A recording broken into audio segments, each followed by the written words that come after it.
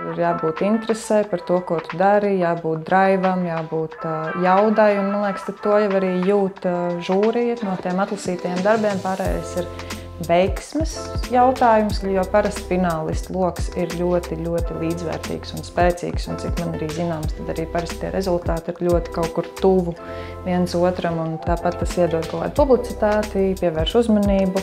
Nu jā, un arī, ja balva ir ne tikai goda raksts, bet arī finansiālais atbalsts, tad skaidrs, ka tas dod vienu, varbūt bēdu mazāk, par ko domāt. Daudzi open calli, kuros nav izdevies caursisties, bet pat tad, kad nav izdevies caursisties, tad ir ļoti labi, ja tas ir arī kaut kāds deadlines, līdz kuram, piemēram, formulēt savu ideju. Un pat, ja tu netiec kaut kur tālāk, nezinu, tev tur jāgaida tie mēneši tās atbildes, tad vienalga tu pavirzīsi to savu projektu uz priekšu, un tad kā jau izstrādājas, jau konkrētāk, un tas vienkārši arī palīdz, nezinu, neizplūstā laikā. Nu, principā tā glezniecība ir tas mans primārais pamats, tas rokas pagarinājums, kurā man ir visvieglāk domāt.